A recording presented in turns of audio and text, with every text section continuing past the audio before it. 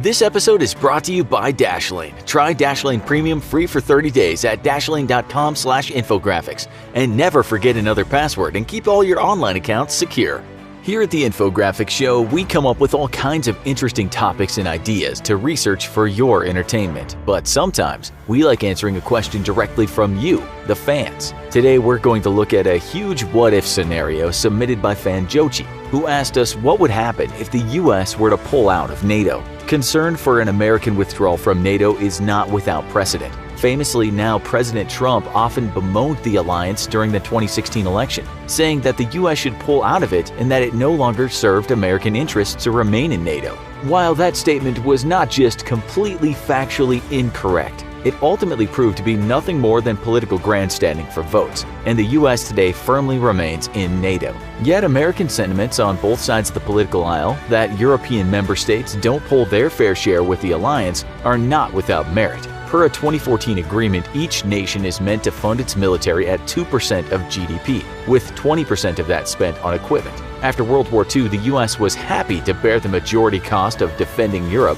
as European nations rebuilt themselves after World War II. However, over the next almost 7 decades, nations would consistently fail to meet funding goals. And when President Trump took office in 2016, only Britain and the US were meeting that 2% goal. Today, Greece, Britain, Estonia, and Poland are the only nations to meet or exceed 2% spending, though 15 total nations of the 29 member states are on track to meet that goal sometime in the 2020s. Simply put, many Americans are tired of bearing the cost of defending Europe, while Europeans seem generally disinterested in doing so. In fact, the atrophying of Europe's defense industry is largely thanks to the security umbrella that the US has provided for almost 7 decades. And with thousands of American servicemen stationed across Europe, European nations have traditionally seen little need to be responsible for their own defense past a token force. So what if America said, enough is enough, and decided to withdraw from NATO? What would happen in the alliance, and how could it fare in a war against, say, China or Russia?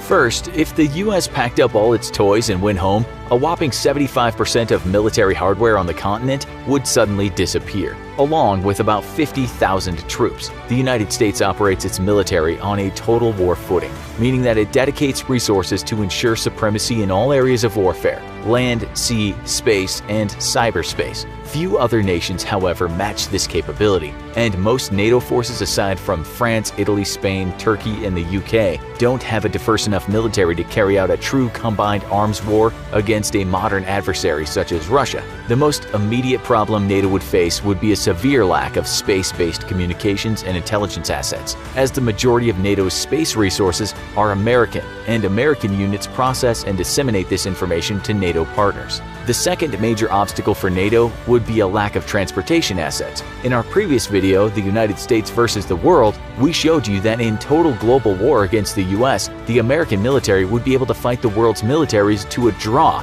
and prevent any invasion of the American homeland.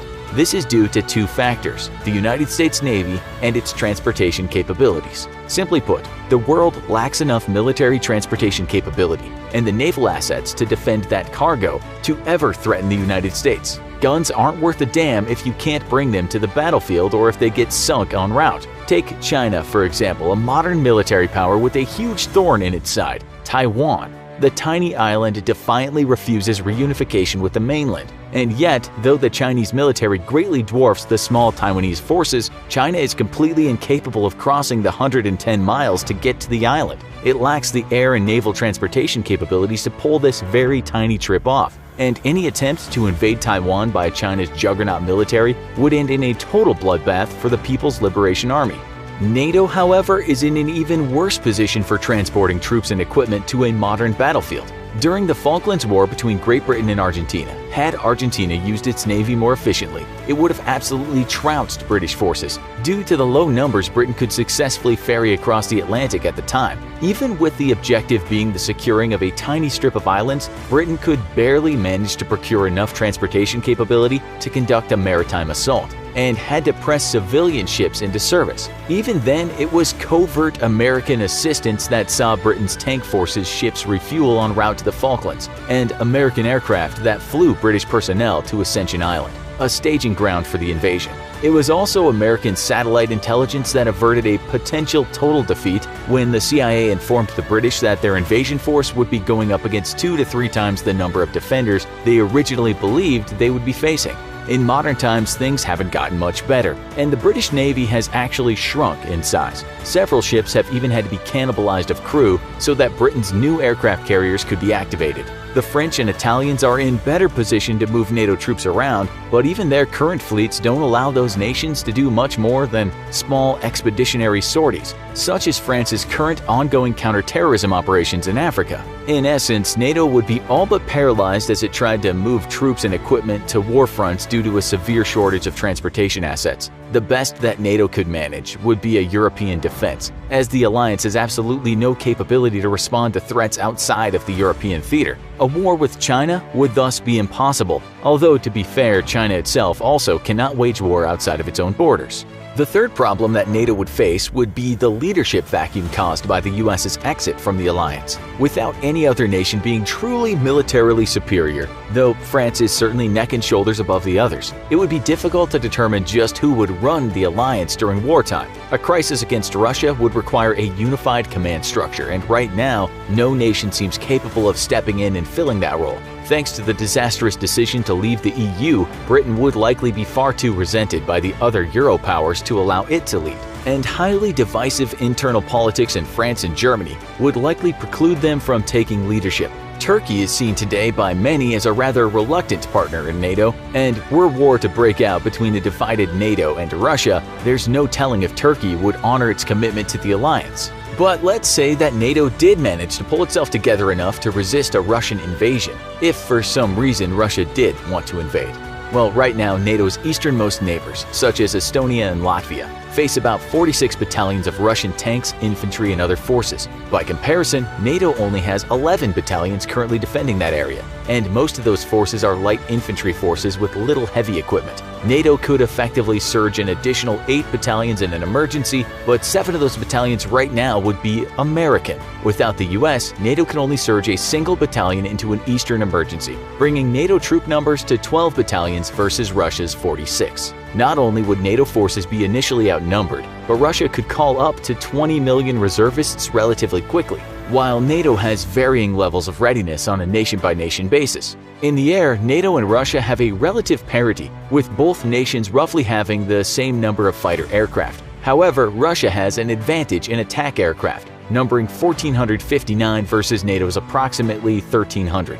Russia without a doubt fields the best air defense system in the world in the S-300, 400, and the new 500 model. And without American stealth assets or long-range cruise missiles to destroy those systems or the command and control nodes that support them, NATO air forces would be savaged as long as Russia advanced slowly across Europe, allowing time for its air defenses to reposition and cover troop movements. Targeting would also be a major problem for NATO forces, who would no longer have access to American recon assets or satellites to relay information on enemy troop movements and locations. With a massive advantage in electronic warfare, Russian forces could potentially make coordination and communication between NATO forces very difficult.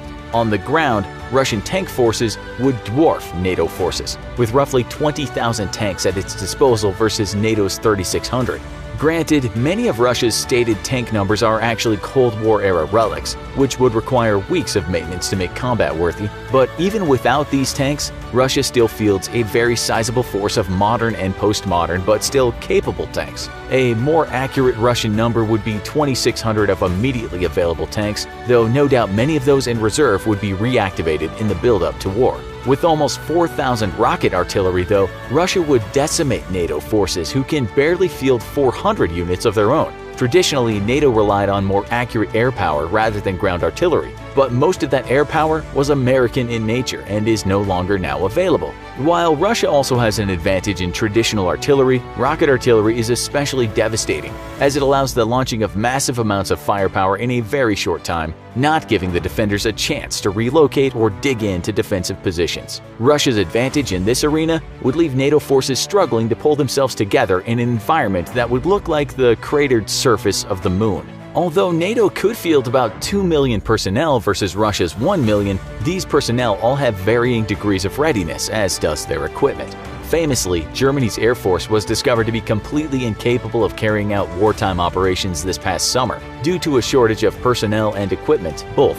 Its Navy also faces similar problems, leaving in question the utility of a keystone member of a European-only alliance. Turkey also makes up the bulk of European NATO forces, and given its strained relation with other NATO members and a lack of strong leadership should the US step out of the alliance, it's not known if Turkey would support NATO in a war against Russia. NATO could not hope to operate in the short term without the US's continued support, though there is hope that if the US left and there was no immediate emergency, the alliance could manage to pull itself together in time and become a fighting force capable of at least defending Europe. With the balance of global power shifting across the Atlantic to the Pacific in a new tug-of-war between the US and China, though, NATO will have to greatly expand its expeditionary capabilities if it doesn't want to live in a world dominated by China's influence and under global rules imposed by the Chinese Communist Party. If NATO wanted to remain viable in a war without the US, then immediate steps must be taken to address critical shortfalls in key areas. A dramatic expansion of expeditionary capabilities would be critical not just for fighting conflicts far from home, but to rapidly move forces to potential flashpoints with Russia. This means a larger naval transport fleet and the surface and undersea assets to protect those ships, as well as a huge expansion of current air transportation fleets. Next, the alliance would have to address a critical lack of space assets, as without US support, the meager European space infrastructure that does exist would be very quickly dismantled in war. While the US has a fleet of ready-to-deploy space assets in case of wartime attrition of current assets, as well as the space government and civilian infrastructure to launch those assets, Europe largely lacks the physical hardware to replace any current losses in space, though it at least has adequate delivery solutions thanks to the robust European Space Agency. Transportation, intelligence, and leadership are NATO's greatest weaknesses without the US, quickly followed by a severe lack of heavy combat equipment needed to stop a modern combat force. Yet these are problems that can be overcome with the refocusing of European military priorities, and in the long run, NATO could survive without the United States. For the US's part, any talk of leaving the alliance would be tantamount to shooting itself in the foot, even if anger at shouldering the bulk of the cost of European defense is itself not without merit. European forces have proven steadfast allies for the United States in a variety of conflicts, and the 7 decades of peace in Europe are a testament to the ultimate victory of NATO, which has so far succeeded with all members united in preventing a future war. Traditional warfare isn't the only threat that might follow the US pulling out of NATO. Cyber wars between huge nations don't just target each other's military forces, but regular people like you and me. And it's your data and online identity that they're after, so you need to make sure you keep it all secure. For that reason, we here at the Infographics Show have been using Dashlane, the one and only tool you need to stay safe and secure online. With a VPN, password generator, and breach alerts for when websites you have logins for suffer breaches or hacks, Dashlane will actively work to protect you across all your devices and online accounts so you don't have to. So protect yourself from both the government-backed and the everyday hackers by heading on over to dashlane.com/infographics for a free 30-day trial. And if you use the coupon code INFOGRAPHICS, you can get 10% off a premium subscription today. Do you think the US would ever actually leave NATO? What do you think would really happen if they did? Tell us your theories in the comments. Then go watch the United States, USA, versus the world. Who would win? If you've got your own questions for us to answer, hit us up on our website and email us. And don't forget to like, share, and obey.